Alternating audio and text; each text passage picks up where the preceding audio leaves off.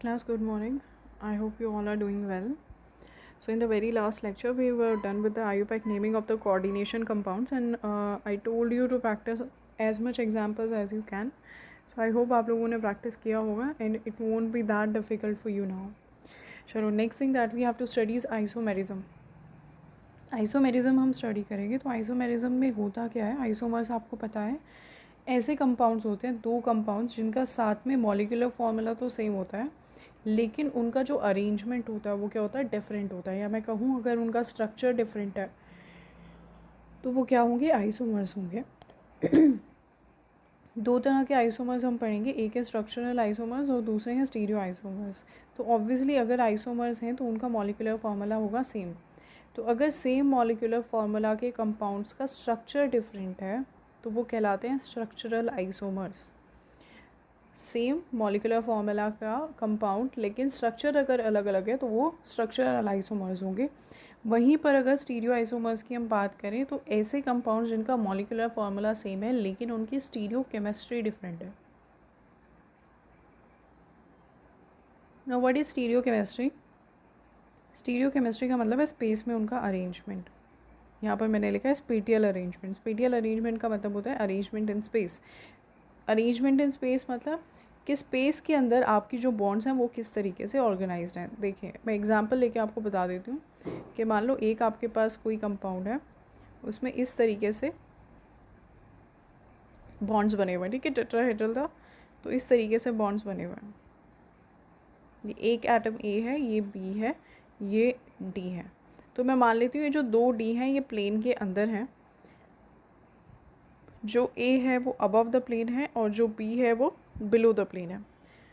अगर ऐसा ही एक और कंपाउंड जिसका मॉलिक्यूलर फार्मूला यही है लेकिन उसमें above the plane D present है, below the plane A group present है और एक डी और एक बी इन प्लेन प्रेजेंट है, तो देखो आपको दिख रहा होगा दोनों में एटम सेम है। जितनी भी तरह के टाइप ऑफ एटम्स है वो दोनों में ही सेम है, लेकिन डिफरेंस किस में है, इसकी जो बॉन्ड्स हैं स्पेस में अरेंज वो किस तरीके से हैं कि ए जो बॉन्ड है, सी ए बॉन्ड है, वो अबव द प्लेन है। यहाँ पर अगर आप देखोगे जो सी ए बॉन्ड है वो बिलो द प्लेन है। यहाँ पर A B bond below the plane थी लेकिन यहाँ पर ए बी की बॉन्ड प्लेन में आ गई है। दैट मीन्स स्पेस में सिर्फ अरेंजमेंट डिफरेंट है बॉन्ड्स का। अगर कोई बॉन्ड यहाँ पर एक कंपाउंड में अबव द प्लेन है, दूसरे में वो बिलो द प्लेन जा सकती है। अगर एक में कोई प्लेन में है बॉन्ड्स तो वो अबव या बिलो द प्लेन जा सकते हैं। तो इस तरीके से अगर बॉन्ड्स का स्पेस में अरेंजमेंट डिफरेंट है तो उनको हम बोलते हैं स्टीरियो आइसोमर्स। हम स्टार्ट करेंगे स्ट्रक्चरल आइसोमर्स से।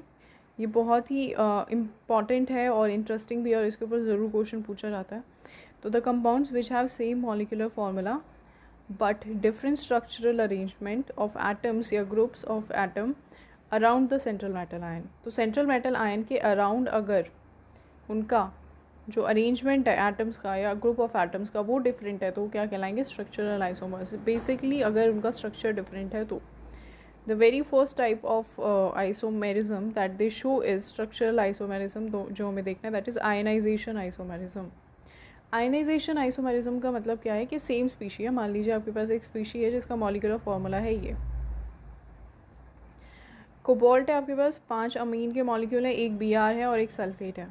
तो ये किस तरीके से प्रेजेंट हो सकता है कि इसका कोई एक कंपाउंड आपको आयनाइज होने पर, आयनाइजेशन आइसोमेरिज्म का मतलब क्या है, same molecular formula but the species that is getting ionised, species that is getting ionised is different. तो स्पीशी कौन सी वाली आयनाइज्ड होती है आपको पता है, ये कोऑर्डिनेशन स्फेयर तो टूटता है नहीं, तो ये बाहर वाली ही टूटेगी। तो कोऑर्डिनेशन स्फेयर अलग और ये अलग, तो इसको हम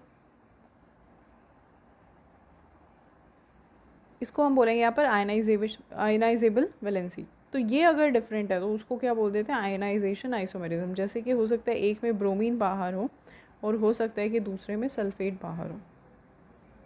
तो इससे क्या हो जाएगा, दोनों की वैलेंसी क्या हो जाएंगी, अलग अलग हो जाएंगी, दोनों की आयनाइजेबल वैलेंसी क्या हो गई, अलग। तो अगर आप एक बार देखो, मैं इसको लिख के दिखा देती हूँ, सेम मॉलिक्यूलर फार्मूला के दो कंपाउंड कैसे बन सकते हैं, आप ध्यान रखना यहाँ पे लिखा हुआ है, ठीक है, इसको देखना आप। मॉलिक्यूलर फार्मूला हमारा ये है, तो इसके दो कंपाउंड्स कैसे बन सकते हैं, हो सकता है कि 5 अमीन अंदर, एक सल्फेट अंदर हो जाए और ब्रोमीन हो जाए बाहर, ठीक है। कोबाल्ट 6 बॉन्ड्स तक बना सकता है ना मैक्सिमम, मैंने आपको बताया था ऑक्टाहेड्रल ज्योमेट्री हो सकती है, इससे ज़्यादा तो है नहीं आगे। तो 6 आपने लिगेंड्स अंदर रख दिए हैं, एक बचा वो बाहर डाल दिया। लेकिन ये भी तो हो सकता है कि 5 अमोनिया अंदर हो, एक Br अंदर हो और एक सल्फेट बाहर हो। तो अगर आप एक कंपाउंड ये A है और ये कंपाउंड मान लीजिए B है, तो दोनों का मॉलिक्यूलर फॉर्मूला तो सेम है, दोनों में सेम नंबर ऑफ़ एटम्स है या ग्रुप ऑफ एटम्स है।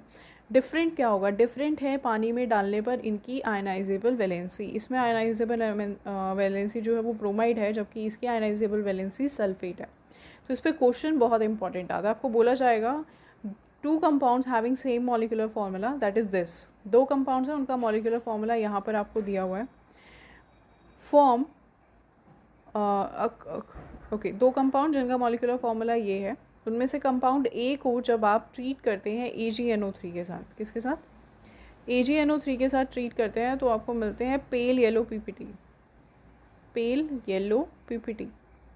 कंपाउंड बी के ऊपर जब आप AgNO3 डालते हैं तो आपको कुछ भी नहीं मिलता, लेकिन जैसे ही आप इसके ऊपर BaCl2 डालते हैं आपको वाइट PPT मिल जाते हैं। आपको बताना है A कौन है और B कौन है। तो आप कैसे बताओगे, इधर देखो, अगर आपको AgNO3 के साथ पेल PPT मिल रहे हैं तो इसका मतलब क्या हुआ, इसका मतलब ये हुआ कि ज़रूर बाहर हेलोजन प्रेजेंट है, क्योंकि सिल्वर के साथ हेलोजन्स ही रिएक्ट करके क्या देते हैं, PPT देते हैं। तो ये सॉल्ट एनालिसिस के लिए भी बहुत इंपॉर्टेंट टेस्ट था, सिल्वर नाइट्रेट टेस्ट हमने पढ़ा हुआ है। Ag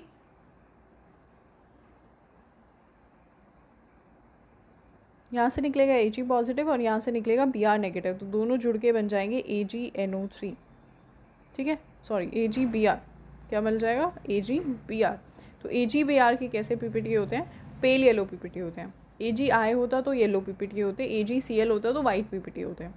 दूसरे में आपको AgNO3 के साथ कुछ भी नहीं मिल रहा है, इसका मतलब ब्रोमीन तो बाहर नहीं है, लेकिन BaCl2 के साथ वाइट PPT मिल रहे हैं। वाइट PPT किसके होते हैं, बेरियम सल्फेट के होते हैं, तो ज़रूर सल्फेट की वैलेंसी बाहर की तरफ है, क्योंकि यहाँ से सल्फेट आएगा, यहाँ से बेरियम आएगा, दोनों मिलके बनाएंगे बेरियम सल्फेट के वाइट PPT। तो आप समझ जाना, जो BaCl2 के साथ वाइट PPT देगा वो सल्फेट बाहर होगा, और जिसके साथ भी AgNO3 PPT देगा उसके लिए हैलाइड बाहर की तरफ होगा। तो इसके जो दो कंपाउंड्स होंगे उनको हम क्या कहेंगे आपस में, आयनाइजेशन आइसोमर्स। जैसे कि देखो ये दो कंपाउंड्स हैं, सेम मॉलिक्यूलर फार्मूला जिनकी अभी हम बात कर रहे थे, सेम मॉलिक्यूलर फार्मूला है, डिफरेंट आयनाइजेबल वैलेंसी है, so they will be ionisation isomers. चले इसी तरीके से अगर मान लीजिए बाहर वाली वैलेंसी कोई एनायन ना हो करके, ये जो वैलेंसी चेंज हो रही है ना, ये वैलेंसी जो चेंज हो रही है ये एनायन ना हो करके अगर कोई सॉल्वेंट हो या पानी हो, तो उसको हम क्या बोल देते हैं, सेम चीज़ के लिए ही हाइड्रेट आइसोमेरिज्म। जैसे कि देखें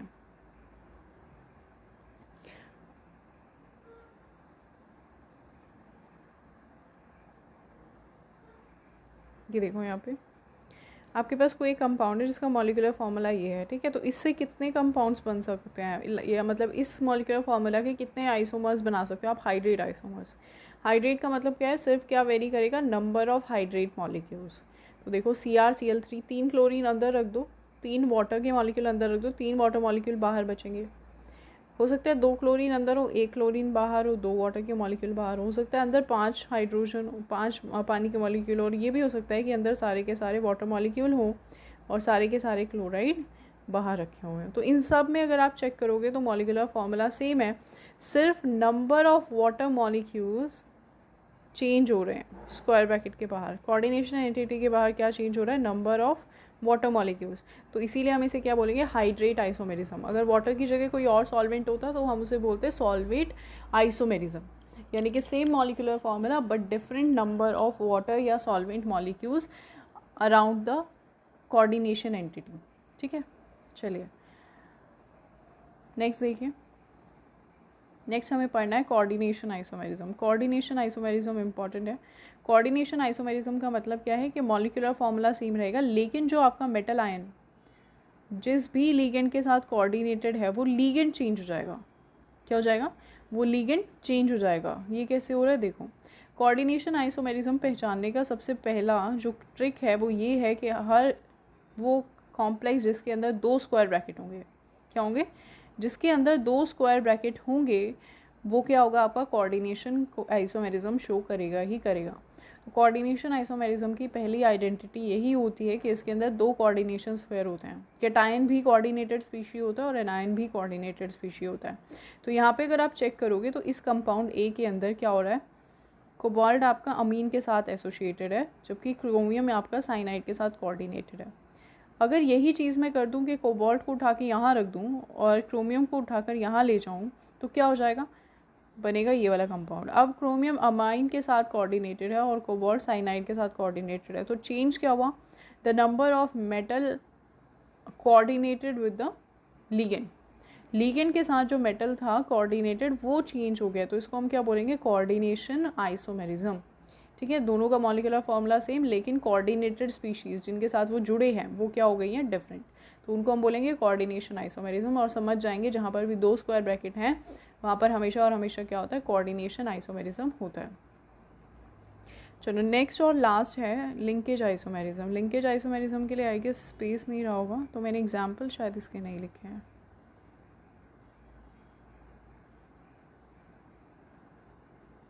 इसके एग्जाम्पल मैं नहीं लिख पाई हूँ, कोई बात नहीं, मैं भी आपको यहीं पे लिख के दिखा दूँगी। चले, लिंकेज आइसोमेरिज्म में देखें क्या होता है। लिंकेज आइसोमेरिज्म का मतलब है सेम मॉलिक्यूलर फॉर्मूला, लेकिन जो स्पीशी लिंक है ना, जो एटम लिंक है वो डिफरेंट होगा।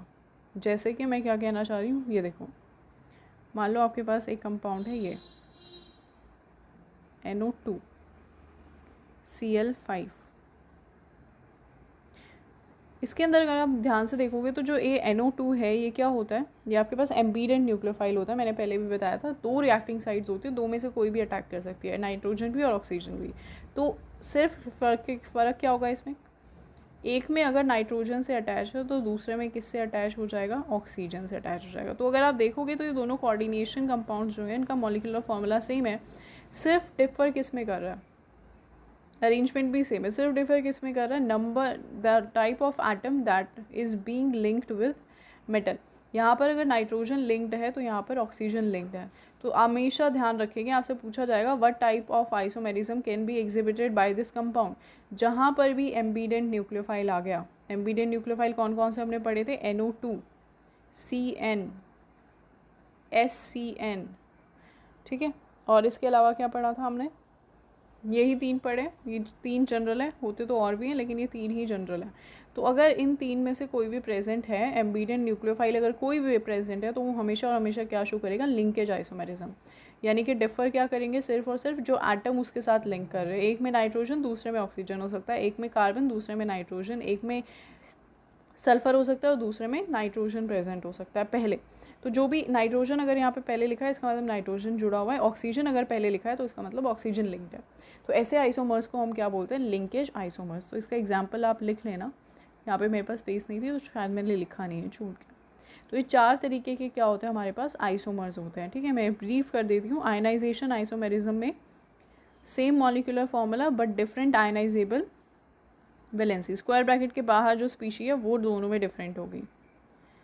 ये क्वेश्चन बहुत इंपॉर्टेंट है, इसके ऊपर ज़रूर सवाल आपसे पूछे जाते हैं। ठीक है, इसके साथ ही हमारे पास, अच्छा इससे और पता है क्या पूछा जाता है, इससे आपसे ये भी पूछा जाता है, चलो अभी आगे बताती हूँ। ये देखो नेक्स्ट हमारे पास था सॉल्वेट और हाइड्रेट आइसोमेरिज्म। क्या था, सॉल्वेट या हाइड्रेट आइसोमेरिज्म। स्क्वायर ब्रैकेट के बाहर जो सॉल्वेंट या हाइड्रेट के मॉलिक्यूल्स हैं वो वेरी करते हैं। अच्छा अब इसको देखो क्या कहता है ये, इस पर मैं आपको बताती हूँ इस पर भी कैसे क्वेश्चन पूछा जाता है। ऊपर वाले पे तो हमने डिस्कस कर लिया, इस पर देखो कैसे पूछेगा आपसे। इस पर वो आपको बोल देगा एक मॉलिक्यूलर कंपाउंड है जिसका फॉर्मूला है ये, कोऑर्डिनेशन कंपाउंड जिसका मॉलिक्यूलर फॉर्मूला ये है।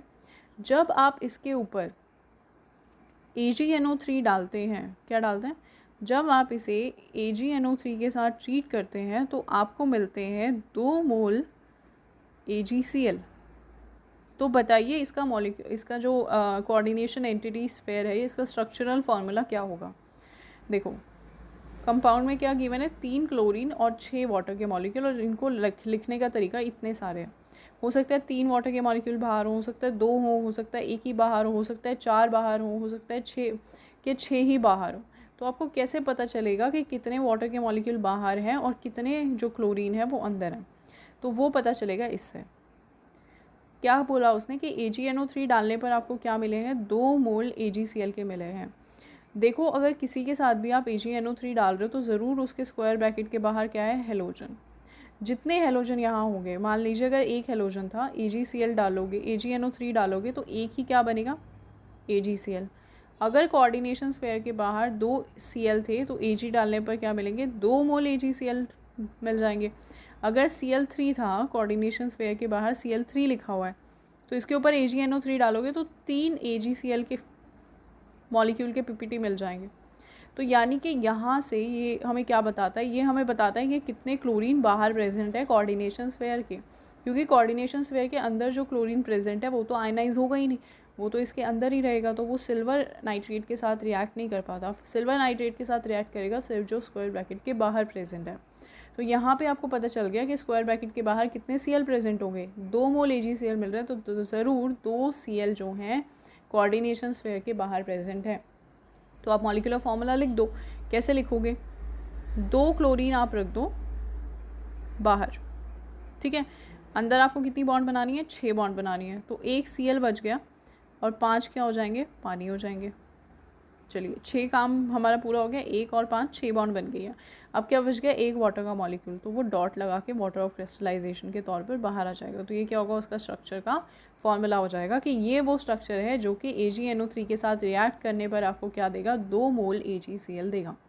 नज़र आ रहा है ना, 2 Cl2 बाहर है तो क्या होगा, 2 मोल AgCl। तो इस तरीके से इससे क्वेश्चन पूछा जाता है। कोऑर्डिनेशन स्फीयर और लिंक, कोऑर्डिनेशन स्फीयर मैंने आपको, कोऑर्डिनेशन आइसोमेरिज्म मैंने आपको बता दिया, 2 कोऑर्डिनेशन स्फीयर होते हैं और दोनों में लीगेंड्स इंटरचेंज हो जाते हैं, तो कोऑर्डिनेटेड स्पीशी जो है वो चेंज हो जाएगी। तो इसको पहचानने का सीधा सा तरीका मैंने आपको बताया, 2 कोऑर्डिनेशन स्फीयर आपको जहाँ भी नज़र आए वो क्या शो करेंगे, कोऑर्डिनेशन आइसोमेरिज्म। लिंकेज के अंदर प्रेजेंट होना क्या ज़रूरी है, एम्बीडेंट न्यूक्लियोफाइल। तो अगर एम्बीडेंट न्यूक्लियोफाइल दिख जाए तो समझ जाइएगा कि वो क्या शो करेगा, लिंकेज आइसोमेरिज्म शो करेगा। So that's all about the structural isomers. Next just let's consider the stereoisomers. Stereoisomers में हम देखते हैं क्या होता है। स्टीरियोआइसोमर्स में मैंने आपको बताया कि स्टीरियो केमिस्ट्री डिफर करती है, स्पेटियल अरेंजमेंट डिफर करता है। यानी कि सेंट्रल मेटल के अराउंड अगर यहाँ पर ऊपर A था, यहाँ पर ऊपर A है, यहाँ नीचे B है, तो दूसरे में कुछ और हो जाएगा, ठीक है। तो इस तरीके से जो बॉन्ड्स का अरेंजमेंट है, कहने की बात है, वो क्या होगा, डिफरेंट होगा, ठीक है। इसके बेसिस पर हमारे पास 2 तरह के स्टीरियो आइसोमर्स होते हैं। पहला है ज्योमेट्रिकल,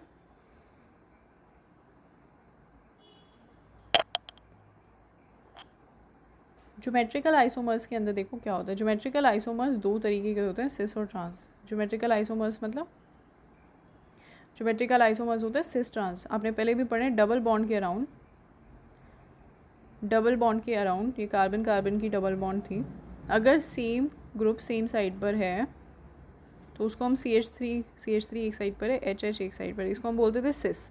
और अगर सेम ग्रुप हमारे अपोजिट साइड्स पर होते थे, मान लीजिए यहाँ पर CH3 है और यहाँ पर CH3 है, यहाँ पर H है और यहाँ पर H है, तो इसको हम क्या बोलते थे, ट्रांस बोलते थे। क्या बोलते थे, ट्रांस। तो ये 2 तरह की ज्योमेट्रिकल आइसोमर्स होते हैं कि ज्योमेट्री किस तरीके से डिफर कर रही है। तो देखो यहाँ पे इसकी ज्योमेट्री में दोनों सेम कंपाउंड जो है वो सेम साइड पर है, और इस ज्योमेट्री में जो सेम ग्रुप्स हैं वो कहाँ हैं, अपोजिट साइड पर है। तो इस तरीके से सिस और ट्रांस डिफर करेंगे।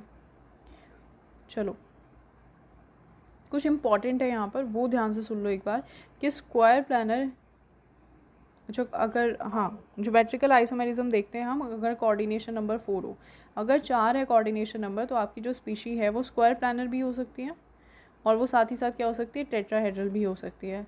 तो हमने कहा था, मैंने आपको बोला था, ज़्यादातर आपको स्क्वायर प्लानर देखने को मिलेगा, टेट्राहेड्रल कम ही कंपाउंड्स होते हैं, लेकिन फिर भी टेट्राहेड्रल के अंदर जब आपको सिस और ट्रांस ढूंढना हो तो आप ढूंढेंगे तो आपको मिलेगा नहीं। क्यों नहीं मिलेगा, क्योंकि क्या होता है, इस ज्योमेट्री के अंदर सारी की सारी पोजीशन एडजेसेंट होती है, कोई साइड अपोजिट होती ही नहीं है। अजीब लग रही है मेरी बात सुनने में, नहीं लगेगी, इधर देखो, मैंने आपको बताया था टेट्राहेड्रल ज्योमेट्री होती है कुछ इस तरीके से। ये 2 बॉन्ड्स जो हैं वो प्लेन में होंगी, ये एक अबव द प्लेन है और ये एक बिलो द प्लेन है। अगर मैं बात कर रही हूँ, अगर आप इसे विजुअलाइज़ कर सकते हो, तो ये 2 बॉन्ड ऐसे ही आपकी स्क्रीन के ऊपर रखी हुई हैं। ये वाली जो बॉन्ड है ना, ये आपकी तरफ आ रही है स्क्रीन से बाहर, और ये वाली जो बॉन्ड है ये कहाँ है, स्क्रीन के पीछे की तरफ जा रही है। तो अब अगर आप देखोगे इसकी अपोजिट साइड क्या होगी, बताओ मुझे ज़रा। ये साइड इसके एडजेसेंट है, ये साइड इसके एडजेसेंट है, और ये पीछे की तरफ जा रही है, ये वाली बॉन्ड पीछे निकल रही है ना, तो पीछे से इसके साथ क्या है, एडजेसेंट है। कोई भी बॉन्ड अपोजिट है ही नहीं, सब साथ साथ में ही प्रेजेंट है।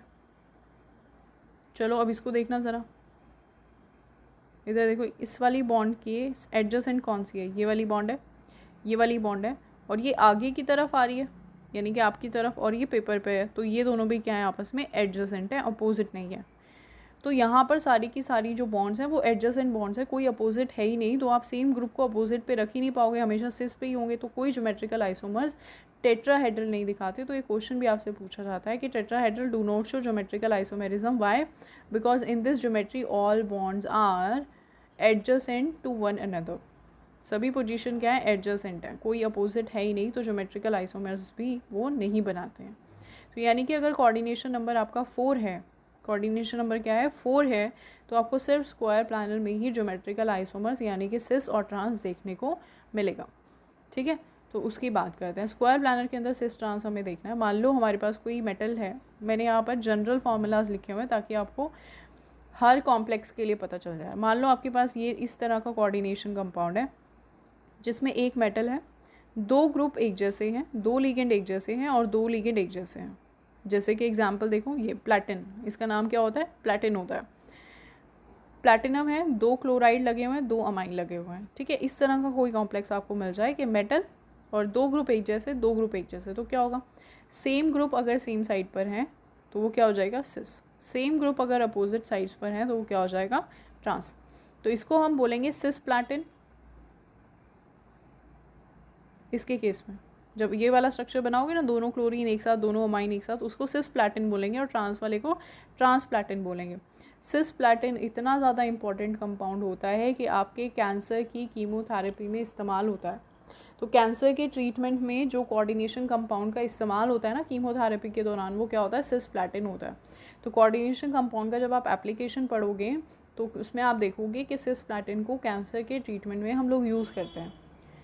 अब स्टीरियो केमिस्ट्री से देखो कितना फ़र्क पड़ता है कि अगर आप सोचोगे क्या फ़र्क पड़ गया, सेम ग्रुप सेम साइड पर है, अपोजिट ग्रुप अपोजिट साइड्स पर है, तो ये देखो सेम ग्रुप अगर सेम साइड पर है यानी कि अगर सिस अरेंजमेंट है, इस स्टीरियो केमिस्ट्री का जो प्लैटिन होता है वो तो कैंसर के ट्रीटमेंट के लिए दवाई का काम करता है। लेकिन अगर वहीं पर दो क्लोरीन एक दूसरे के अपोजिट प्रेजेंट हो जाएं, दो अमीन एक दूसरे के अपोजिट प्रेजेंट हो जाएं, तो वो क्या करता है, वो कोई भी मेडिसिनल प्रॉपर्टी शो नहीं करता। तो सिर्फ ग्रुप के अरेंजमेंट की वजह से, सिर्फ इन चार ग्रुप की पोजीशन चेंज होने की वजह से सारे के सारे कंपाउंड की प्रॉपर्टी ही चेंज हो गई। अगर सेम साइड पे प्रेजेंट थे तो कैंसर के ट्रीटमेंट में हेल्प कर रहा था, लेकिन अगर अपोजिट साइड पे प्रेजेंट हो गए तो कोई मेडिसिनल प्रॉपर्टी वो शो नहीं कर रहा। तो स्टीरियो केमिस्ट्री से किसी भी कंपाउंड की प्रॉपर्टी पर बहुत फ़र्क पड़ता है, बहुत ज़्यादा फ़र्क पड़ता है। ठीक है, इसी तरीके से जो हम लोग यूज़ करते हैं, मैं और भी एग्जांपल आपको दूंगी जब केमिस्ट्री इन एवरीडे लाइफ हम पढ़ेंगे, तो उसमें हम देखेंगे कि किस तरीके से स्टीरियो केमिस्ट्री जो है वो डिपेंड करती है, मेडिसिनल प्रॉपर्टी जो है स्टीरियो केमिस्ट्री पे डिपेंड करती है। चलिए अब हम देख लेते हैं, अगर मान लीजिए आपके पास कोई इस तरह का कंपाउंड हो, कोऑर्डिनेशन कंपाउंड, कि दो लिगेंड एक जैसे हैं और बाकी दो लिगेंड एक जैसे हैं, मतलब उनका आपस में कोई रिलेशन नहीं है, मतलब एक तरह के दो लिगेंड लगे हो और दो अलग अलग तरह के लिगेंड लगे हैं, उसमें सिस ट्रांस कैसे देखेंगे, कुछ नहीं है। आप जो सेम साइड, जो दो एक जैसे हैं वो अगर सेम साइड पर हैं तो सिस, अगर दो जो एक जैसे हैं वो अपोजिट साइड पर है तो क्या हो जाएगा, ट्रांस। जैसे कि यहाँ पर ये एग्जांपल लिखा हुआ है। तो जब आपसे पूछा जाएगा हाउ मैनी या draw the geometrical isomers of this compound, तो आप बना सकते हैं, कैसे बनाएंगे, ऐसे ही बनाएंगे, C5H5 साइक्लोपेंटाइल, दो साइक्लोपेंटाइल आपको गिवन है, सेम साइड पर रख दोगे तो सिस हो जाएगा, अपोजिट साइड्स पर रख दोगे तो ट्रांस हो जाएगा। तो इस तरीके से क्या होंगे, इसके ज्योमेट्रिकल आइसोमर्स होंगे।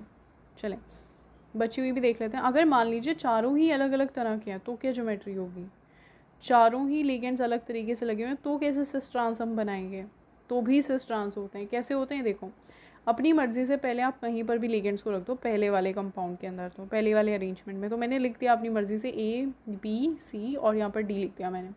अब आपको क्या करना है, लेफ्ट हैंड साइड पे जो टॉप पोजीशन है इसको आपको फिक्स रखना है। इसको आपको फिक्स रखने से क्या होगा, इसको स्वैप करा दो, इन दोनों को, इसको फिक्स रखो और दो दो ग्रुप्स को स्वैप करा दो आपस में, तो क्या बनेगा, जो नेक्स्ट कंपाउंड होगा उसमें A B ऊपर चला जाएगा, C नीचे आ जाएगा। अब क्या करो, इस पोजीशन को तो हमें फिक्स रखना है, अब इन दोनों को स्वैप करा दो आपस में, इन दोनों पोजीशन को, तो क्या होगा, C यहाँ चला जाएगा और D यहाँ आ जाएगा। तो अब इससे हुआ क्या, देखो इससे सारे अरेंजमेंट आपके पूरे हो गए। मैंने ये इसलिए ज्योमेट्रीज बनाई हुई हैं ताकि आप बार बार बना के देखोगे ना, अगर आप कोशिश करोगे और बनाने की तो बन जाएंगी, लेकिन उनमें से ज़रूर कोई दो आपस में सेम होंगी। तो अगर आप बनाने की कोशिश करो कि मैं खुद से बनाऊंगा तो आप बना लेना, बिल्कुल अच्छी बात है, बना के देखनी भी चाहिए, लेकिन 3 ही अरेंजमेंट इसके पॉसिबल होंगे, इससे ज़्यादा इसके अरेंजमेंट पॉसिबल नहीं है, क्योंकि अगर इससे ज़्यादा आप बनाने जाओगे तो कहीं ना कहीं सेम आ जाएंगे। कैसे चेक करना है, इधर देखो, ए के साथ सी और डी सिस में हो गए, ए के साथ बी किस में हो गया, ट्रांस में। हर एलिमेंट सिस भी आना चाहिए एक बार और ट्रांस भी आना चाहिए, तो ए के साथ बी ट्रांस हो गया, यहाँ पर ए के साथ सी ट्रांस में हो गया, यहाँ पर ए के साथ डी ट्रांस में हो गया। तो सारे अरेंजमेंट ट्रांस में पॉसिबल हो गए, A B A C A D ये सब क्या हो गए, आपस में ट्रांस में प्रेजेंट है। सिस में देखो ए सी और डी के साथ सिस में आ गया, ए बी के साथ भी सिस में आ गया, ए सी के साथ भी सिस में आ गया, तो सबके साथ सिस में भी आ गया, सबके साथ ट्रांस में भी आ गया। तो क्या हो गया, आपकी सारी की सारी जो पॉसिबिलिटीज़ थी वो कंप्लीट हो गई है। तो सारे सिस और ट्रांस इसमें आ गए। हाँ, हम वैसे इसको नाम किसी भी कंपाउंड को सिस और ट्रांस नहीं दे पाएंगे, क्योंकि प्रोमिनेंटली दिखने में कोई भी सिस ट्रांस नहीं है, क्योंकि सेम ग्रुप्स किसी में भी नहीं है, तो इसीलिए हम इसे सिस ट्रांस नहीं बोलते। लेकिन ये 3 कंपाउंड्स जो होंगे इनमें सभी के सभी कोई सिस पर है ए के साथ और कोई ट्रांस पर है। एग्जाम्पल यहाँ पर आपको लिख कर दिखा हुआ है, बहुत इंपॉर्टेंट है इस तरीके का आइसोमेरिज्म, क्योंकि ये थोड़ा सा डिफरेंट है। तो एग्जाम्पल देख सकते हो, प्लैटिनम के साथ एक नाइट्रो ग्रुप है, एक पिरिडीन है, एक हाइड्रोक्सिल अमीन लगा हुआ है, और एक क्या लगा हुआ है, अमीन लगा हुआ है। तो चारों ही ग्रुप डिफरेंट है। NO2 को फिक्स कर दिया, इन दोनों को स्वैप किया, NO2 फिक्स ही रहेगा, इन दोनों को स्वैप कर दिया। तो इस तरीके से आपको नज़र आ रहा है कि 3 आपके पास जो पॉसिबल ज्योमेट्रीज होती हैं वो बन के तैयार हो जाएंगी। तो ये 4 तरीके का जो अरेंजमेंट है यही स्क्वायर प्लानर में आपको देखने को मिलेगा, इससे बाहर कोई भी एग्जाम्पल नहीं आएगा। तो जितने भी मॉलिक्यूल्स आपको स्क्वायर प्लानर में देखने में मिलेंगे वो इन्हीं सब क्राइटेरियाज में फिट हो जाएंगे। अब चलते हैं ज्योमेट्रिकल, अब स्टार्ट करते हैं हम लोग ज्योमेट्रिकल आइसोमेरिज्म देखना ऑक्टाहेड्रल कंपाउंड्स के लिए। सी ऑक्टाहेड्रल कंपाउंड्स में ना 5 तरीके के कंपाउंड्स हो सकते हैं जिनके अंदर आपको ज्योमेट्रिकल आइसोमर्स दिया जा सकता है। देखिए, अगर आपके पास 5 लिगेंड एक जैसे हैं और 4 लिगेंड एक जैसे हैं, अच्छा इससे पहले मैं आपको ऑक्टाहेड्रल की ज्योमेट्री समझा दूँ। आपको पता है स्क्वायर प्लानर होता है, ये आपको नज़र आ रहा है, ये स्क्वायर प्लानर है, और एक बॉन्ड अबव द प्लेन होती है, एक बॉन्ड बिलो द प्लेन होती है। ये बॉन्ड्स सभी की सभी इक्विवेलेंट होती हैं क्योंकि सभी में रिपल्शन बराबर है, ऑल एंगल्स आर 90 डिग्री। तो इसकी वजह से ये क्या होता है, इस तरीके का होता है। तो ऑक्टाहेड्रल को अगर आप 3D में इमेजिन नहीं कर पा रहे हैं, वैसे तो आसान है, अगर ये आपकी कोई नोटबुक है तो नोटबुक के चारों कॉर्नर्स पर आपको दिख रहा है आपके एटम्स रखे हुए हैं, और एक नोटबुक के बीच में सेंट्रल मेटल एटम होगा, इसके ऊपर एक एटम लगा होगा, एक एटम नीचे लगा होगा। तो इस तरीके से इसका जो होता है स्क्वायर बाय पिरामिडल स्ट्रक्चर होता है। ये देखो इस तरीके से इसका क्या होता है, स्क्वायर बाय पिरामिडल स्ट्रक्चर। तो 2 पिरामिड मिला दो स्क्वायर बेस वाले, ऐसे एक ऊपर और एक नीचे, तो इस तरीके का इसका स्ट्रक्चर होने वाला है। तो देखो इसके अंदर हम लोग सिस ट्रांस कैसे बनाएंगे। अगर आपके पास 2 लिगेंड एक जैसे हैं और 4 लिगेंड एक जैसे, तो क्या करोगे, आपको एक सिस अगर बनाना है तो एक जैसे जो है वो एक साथ रखने पड़ेंगे, राइट। तो ये देखो सिस बनाने के लिए हमने ये 4 पोजीशन है, 1 2 3 4, चारों पर A रख दिया साथ में, और यहाँ पे B साथ में रख दिया है। तो ये क्या हो गया हमारा सिस आइसोमर। ट्रांस में हमें क्या करना होता है, जो हमारे पास सेम ग्रुप है उसको अपोजिट साइड पे रखना है। तो देखो B और B अपोजिट साइड पर आ गया, A और A अपोजिट साइड पर आ गया, ये और ये A अपोजिट साइड पर आ गया। अब आप कहोगे ये दोनों A तो एडजेसेंट है एक दूसरे के, तो देखो इस ज्योमेट्री में हमारे पास और कोई कंडीशन नहीं पॉसिबल है। तो ये जो सेम ग्रुप्स हैं B भी आपको नज़र आ रहे हैं, ये एक दूसरे के साथ ट्रांस में, तो इसलिए हम इसे क्या बोलेंगे, ट्रांस बोलेंगे। तो इसके लिए 2 सिस और ट्रांस बन सकते हैं। नेक्स्ट देखो, अगर आपको दे दिया हो 3 लिगेंड एक जैसे हैं और 3 लिगेंड एक जैसे हैं, जब मैं इनके एग्जाम्पल भी आपको साथ में बता दूँ ताकि आपको कन्फ्यूजन ना हो। देखो मान लो आपके पास है, देखिए कोबाल्ट Cl4 और डायमीन भी लगा हुआ है, ठीक है, और यहाँ पर है माइनस।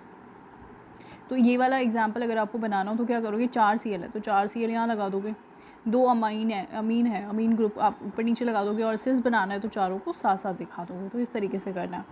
चलो अब मान लो आपको ऐसा कोई कंपाउंड दिया हो जिसमें 3 लिगेंड एक जैसे, 3 एक जैसे, जैसे इसी को मैं थोड़ा सा मॉडिफाई कर दूँ, COCl3, और यहाँ पे मैं 3 अमीन लगा दूँ, तो ये क्या बन जाएगा, इस तरीके का कंपाउंड। इसमें सिस और ट्रांस आप कैसे बनाएंगे, तो देखो इसमें सिस ट्रांस बनाने जब आप जाओगे ना, कोशिश भी करोगे अगर, तो देखो सिस तो आप बना लोगे, कोई प्रॉब्लम नहीं है, 3 ग्रुप एक साथ, 3 ग्रुप एक साथ, फाइन हो गया, सिस हो गया। अब ट्रांस पर आ जाओ आप, ए के अपोजिट में ए रख दो, ठीक है, हमने रख दिया। यहाँ पे मैं रखती हूँ बी के अपोजिट में बी रख दो, ठीक है। अब क्या बच गया, एक ए बच गया और एक बी बच गया, राइट। लेकिन अगर आप देखोगे तो होगा क्या, ये पूरा पूरा प्रॉपर ट्रांस नहीं है, यानी ये पूरा प्रॉपर ट्रांस नहीं है। क्यों? क्योंकि ये वाला ए और ये वाला ए एक दूसरे के अपोजिट नहीं है, बल्कि क्या है, सिस है। क्या ये सिस है, क्योंकि देखो एडजेसेंट है, ये ऊपर की तरफ है और ये प्लेन में है, तो ये क्या हो गया, एडजेसेंट पोजीशन। सिमिलरली ये वाला बी और ये वाला बी, ये प्लेन में है और ये प्लेन के नीचे, ये दोनों आपस में क्या हो गए, सिस हो गए। तो इसीलिए हम इस वाली ज्योमेट्री को प्रॉपर सिस और ट्रांस नहीं बोलकर फेशियल और मेरिडोनियल स्ट्रक्चर्स बोलते हैं। फेशियल और मेरिडोनियल का मतलब क्या है, देखो, अगर आपको ऑक्टाहेड्रल की ज्योमेट्री क्लियर है तो आपको समझ आ गया होगा। फेशियल का मतलब है, सिस वाली ज्योमेट्री को हम फेशियल आइसोमर बोलते हैं। फेशियल का मतलब क्या है, एक फेस के ऊपर, एक फेस के ऊपर, ये देखो, एक फेस से मैं क्या कहना चाह रही हूँ, ये कहना चाहती हूँ मैं, ये वाला फेस नज़र आ रहा है आपको, ये वाला, इसके 3 कॉर्नर्स के ऊपर क्या लगा है, बी लगा है। और यहाँ पर देखो, इसके 3 फेस पर क्या लगा हुआ है, ए लगा हुआ है। तो ये जो फेस आप कंसिडर करोगे ना, ये आपको समझ आ रहा होगा, आई होप। ये दोनों बी प्लेन में है और ये नीचे की तरफ है, तो ये कुछ ऐसे बनेगा, ऐसे, ये 2 बी प्लेन में और ये एक नीचे की तरफ। ऐसे ही ए है, ये दोनों ए यहाँ है और दूसरा ए जो है वो ऊपर की तरफ है, ठीक है। तो ये ए ऊपर की तरफ है और ये वाला बी नीचे की तरफ है। तो इसलिए 2 सामने सामने जो साथ साथ फेस हैं उसके ऊपर सेम एटम्स है, तो इसीलिए हम इसे सिस बोलते हैं। या किससे कंपेयर करते हैं, फेशियल से कंपेयर करते हैं, कि एक फेस के ऊपर सेम एटम्स लगे हुए हैं। लेकिन अगर आप यहाँ पर देखोगे, इसको हम क्या बोलते हैं, हम इसे बोलते हैं मेरिडोनियल आइसोमर। क्या बोलते हैं, मेरिडोनियल आइसोमर। इसमें देखो ए और ये एक ऊपर लगा हुआ है यहाँ पर, तो इसका जो फेस बनेगा वो कैसे बनेगा, ऐसे, ये इमेजिन कर पा रहे हो, ये दोनों प्लेन में है और ये ऊपर की तरफ है। बी को कंसिडर करो, ये रहा एक बी, दूसरा बी और ये रहा तीसरा नीचे की तरफ। इसको मैं अलग पेन से दिखा देती हूँ आपको, ये देखो ऐसे। तो एक फेस ये रहा। अब ये दोनों फेस आपको नज़र आ रहे होंगे एक दूसरे के परपेंडिकुलर है। कैसे, परपेंडिकुलर, एक दूसरे को कट कर रहे हैं। देखो ये वाला जो है, ये वाला जो प्लेन आपको नज़र आ रहा है, ये वाला प्लेन, ये एकदम ऐसे ही है जैसे रखा हुआ है ऊपर की तरफ। और ये वाला जो प्लेन है ये आपसे होते हुए स्क्रीन के पीछे की तरफ जा रहा है।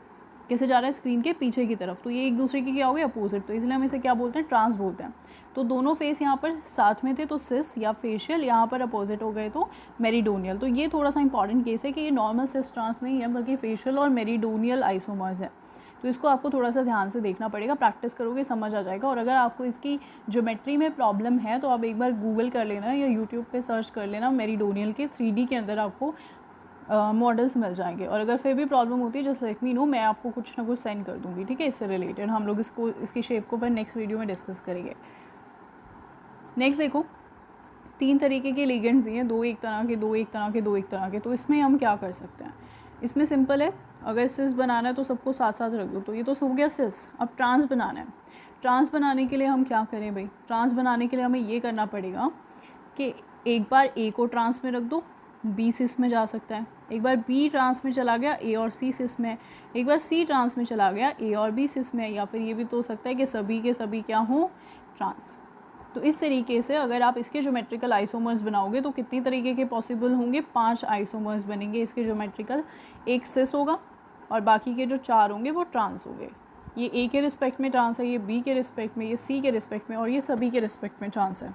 तो इस तरीके से अगर आपको कोई ऐसा लिगेंड या ऐसा कंपाउंड आपको गिवन है, इसमें 3 लिगेंड है और तीनों ही लिगेंड 2-2 दिए हुए हैं, तो वो क्या होगा, 5 ज्योमेट्रिकल आइसोमर्स बनाएगा, ठीक है। चलो अब नेक्स्ट कंसिडर करते हैं कि 3 एक जैसे हैं और 3 अलग अलग हैं। तो उसको कैसे करेंगे, देखो जैसे ये है, यहाँ पर आपको 3 ए दिए हुए हैं और बाकी 3 जो हैं वो अलग अलग है। तो सिस बनाओगे तो कुछ नहीं करना, तीनों ए एक जैसे रख दो, एक साथ रख दो। और ये तो डिफरेंट हैं तो इनको एक साथ रख दो। ट्रांस बनाने के लिए क्या होगा, ट्रांस बनाने के लिए बिल्कुल हमें वैसे ही करना है जैसे हमने स्क्वायर प्लानर में किया था। इधर देखो, ए को तो हमने ट्रांस पर रख दिया।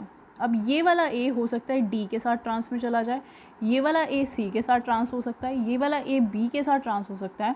तो इस तरीके से कितने आइसोमर्स हो गए आपके पास, 4 आइसोमर्स। कितने आइसोमर्स, 4 आइसोमर्स। ये सिस है, यहाँ पर ए और ए तो ट्रांस है ही, लेकिन जो तीसरा ए है वो डी के साथ सिस है, तीसरा ए सी के साथ सिस है और यहाँ पे तीसरा ए जो है वो बी के साथ सिस है। तो यहाँ पे जब आप ट्रांस बनाने जाओगे तो ए जो है वो तीनों के साथ ट्रांस में रह सकता है, इसीलिए ट्रांस के 3 आइसोमर्स बनेंगे और सिस का 1 बनेगा। तो 4 टोटल ज्योमेट्रिकल आइसोमर्स हो गए यहाँ पे। अब देखो ये जो 5th केस है ये बड़ा अच्छा और इंटरेस्टिंग है। यहाँ पे आपको थोड़ा सा समझना पड़ेगा, ये जो मैंने लिखा है ना ए, इसका मतलब क्या है, बाइडेंटेड लिगेंड, जैसे कि ऑक्सिलेट। ए का मतलब बाइंडिंग साइड है, इसके पास 2 बाइंडिंग साइड्स है, तो ऑक्सिलेट के पास भी 2 होती है, EN के पास भी 2 होती हैं, ठीक है। तो ये क्या है, OX या EN जब भी आपको लिखा मिले उसके लिए। तो मान लीजिए एक आपको बाइडेंटेड लिगेंड दिया हुआ है और 2 अलग अलग है, सिस बनाना है, तो कुछ नहीं, इसकी 2 बॉन्ड जब बनती है तो ऐसे बनेंगी ना, साइक्लिक चिलेट इफेक्ट। तो ये तो वो हो गया, यहाँ पे B सिस हो गया, C सिस हो गया। अब ट्रांस बनाने आते हैं, तो ये भी तो हो सकता है कि B ट्रांस में चला जाए और ये भी हो सकता है कि C ट्रांस में चला जाए। क्या A कभी ट्रांस में जाएगा? ऑक्सिलेट या EN कभी ट्रांस हो सकता है? कभी भी ट्रांस नहीं हो सकता, क्योंकि ऑब्वियसली इनकी जो साइड्स हैं वो एडजेसेंट साइड्स बाइंडिंग होती हैं, ठीक है। तो बाइंडिंग साइड्स एडजेसेंट हैं, तो आप उनको अपोजिट कैसे लेके जाओगे, पॉसिबल ही नहीं है। तो इस तरीके से आपको करना होता है। चलें, ये 5th कैटेगरी थी। आगे की 6th कैटेगरी की फ़ोटो स्लाइड अभी मेरे पास नहीं है, मैं आपको यहीं पे ड्रॉ करके दिखा देती हूँ, नेक्स्ट स्लाइड में मैं आपको ज़रूर दिखा दूँगी। चलो देखो, 6th केस हमारे पास क्या हो सकता है, हमारे पास 6th केस हो सकता है कि 2 हमारे पास क्या आ जाए, बाइडेंटेड लिगेंड हो सकते हैं। 2 बाइडेंटेड लिगेंड हो गए, 4 बॉन्ड बन गई, 2 बॉन्ड बची, वो कोई और डाल दो लिगेंड। जैसे कि मान लो आपके पास ये है कोबाल्ट, 2 ऑक्सिलेट आयन है और 2 Cl आयन है, बाहर लगाया आपके पास पॉजिटिव चार्ज, ठीक है। तो ये आपके पास सिनेरियो है। तो इसका आप कैसे बनाओगे, देखो सिस बनाना है, सिस बनाना है तो लिगेंड्स कैसे होने चाहिए, एक दूसरे के साथ, तो सेम वाले साथ रख दो। जैसे यहाँ पर मैं OX और OX साथ रख देती हूँ, यहाँ पर B और B साथ रख दिया, तो ये क्या हो गया, सिस हो गया। ट्रांस पर आते हैं, ट्रांस इसका बहुत इंपॉर्टेंट है। यहाँ पे देखो ध्यान से, ट्रांस में आपको ध्यान रखना पड़ेगा इसकी शेप, ठीक है, इसकी शेप, ये ऊपर और नीचे की तरफ बॉन्ड्स है। बच्चे क्या करते हैं, बच्चे बना देते हैं ऐसे ट्रांस, OX और ये B और ये B, लेकिन बेटा ये आपका ट्रांस नहीं है। ये ट्रांस क्यों नहीं है, क्योंकि देखो ये वाली बॉन्ड और ये वाली बॉन्ड आपस में क्या हो गई, एडजेसेंट। आपको हो गई एडजेसेंट, कैसे हो गई, बीच में तो ये वाली बॉन्ड है, मैं ज्योमेट्री को ध्यान में रखने को कह रही हूँ। ये प्लेन में है और ये नीचे की तरफ है, तो नीचे से जब देखोगे ये और ये 90 डिग्री के एंगल पर होंगी, एक दूसरे के एडजेसेंट हो जाएंगे, तो इसीलिए ये वाली ज्योमेट्री कैंसिल, ये नहीं बना सकते आप। समझ में आया? तो क्या ऐसे बनाओगे आप ज्योमेट्रीज ट्रांस के लिए, वो देखो, वो बॉन्ड जो है वो क्या नहीं होनी चाहिए, सिस नहीं होनी चाहिए एक दूसरे के साथ। तो कैसे होगा, देखो। अच्छा, ये जो बात है मैंने आपको क्यों बताया है कि देखो, अभी मैं एक बार बना देती हूँ। ये आपको बनानी है बटरफ्लाई शेप ही बनानी है हमेशा ट्रांस के लिए। क्यों बनानी है, इसको मैं ऑप्टिकल आइसोमर अभी जो मैं एक्सप्लेन करूँगी ना, दूसरा आइसोमेरिज्म, उसमें मैं आपको बताऊँगी कि हमने यही क्यों बनाया, ये वाली ज्योमेट्री हमने क्यों नहीं बनाई। देखने में तो ये भी ट्रांस ही है ना, OX अपोजिट हो गया और B अपोजिट हो गया, लेकिन मैंने बोला ये कभी नहीं बनानी, हमेशा बटरफ्लाई वाली शेप ही बनानी है आपको। तो ये क्या हो गया, ट्रांस। ये मैंने जानबूझ के आपको इंटेंशनली अभी बोला है, क्योंकि ये क्यों नहीं बना सकते हम, इसको मैं एक्सप्लेन करूँगी जब हम नेक्स्ट आइसोमेरिज्म पढ़ेंगे, आगे से कन्फ्यूजन होती है। चलें, तो 6th केस हमने पढ़ लिया, इसके लिए क्या होगा, एक सिस होगा, एक ट्रांस होगा। 7th केस क्या हो सकता है कि हमारे पास तीनों ही क्या आ जाएँ, बाइडेंटेड लिगेंड्स आ जाएँ। 3 के 3 जो लिगेंड्स है वो क्या हो, बाइडेंटेड। तो वो कैसे होगा, देखो या बना सकते हो OX, इसको आप जैसे मर्जी बना लो, सिस है ना, तो सिस को तो आप जैसे मर्जी बना लो। अब मुझे बताओ, सारे एक ही जैसे लिगेंड है, क्या ट्रांस बनेगा, नहीं, इसमें ट्रांस नहीं होता, तो इसका एक ही ज्योमेट्रिकल आइसोमर होता है, दैट इज सिस। तो ये सारे के सारे आपके पास ज्योमेट्रिकल आइसोमर आ गए हैं। इसके बाद हम ऑप्टिकल आइसोमर पढ़ेंगे स्टीरियो केमिस्ट्री के अंदर, जो एक टॉपिक हमारा जो अभी इसके बाद रहता है वो यही है कि ऑप्टिकल आइसोमर्स क्या होते हैं, ठीक है। तो उसको करने से पहले ना, या उसको करा ही देते हैं, तो मैं आपको बता देती हूँ कि ऑप्टिकल आइसोमेरिज्म आपको कैसे देखना होता है। तो ऑप्टिकल आइसोमेरिज्म को करने से पहले आप क्या करोगे, आप सारे के सारे जो केसेस हमने कंसिडर किए हैं ना जनरल की फॉर्म में, आप सब के सब स्टीरियो आइसोमर्स बनाने की कोशिश करोगे, बैठ के इनकी प्रैक्टिस करोगे, ठीक है। पहले जनरल फार्मूला लिखना, खुद से बनाना, देखना आप कितने बना सकते हो, कितने रह गए, अगर एक्स्ट्रा बन रहा है तो आके मैच कर लो, ज़रूर कोई ना कोई 2 या 3 आपने सेम बना दिए, इसलिए ज़्यादा बन रहा है। तो ये सारे के सारे जो मैंने आपको बना के दिए हैं, ये आप खुद से प्रैक्टिस करो बनाने की, और उसके बाद ही हम आगे बढ़ पाएंगे। तो ऑप्टिकल आइसोमेरिज्म समझने के लिए बहुत ज़रूरी है कि आपको पहले ये स्ट्रक्चर्स बनाने आए। तो आज आप इससे रिलेटेड जो भी एनसीईआरटी के क्वेश्चंस हैं वो कर लेंगे खुद से प्रैक्टिस, क्योंकि अगर ये नहीं किए तो 3 नंबर का क्वेश्चन इसमें से ज़रूर आता है। उसमें एक आयुपैक का पार्ट होता है, उसमें स्टीरियो आइसोमर का क्वेश्चन होता है, और तीसरा उसमें मैग्नेटिक प्रॉपर्टी से पूछ लिया जाता है। तो ये जो क्वेश्चन है ना, ये सॉल्व करने में बहुत प्रॉब्लम आ जाएगी। Coordination is all about complexes, तो कॉम्प्लेक्सेस की ज्योमेट्री तो आनी ही आपको चाहिए। तो यहाँ से आप एनसीईआरटी के क्वेश्चन प्रैक्टिस करो। जो भी डाउट है आप नीचे कमेंट बॉक्स में क्वेश्चन नंबर डाल देना, हम लोग उसको डिस्कस कर लेंगे। That's it for today class. I will see you in the next lecture.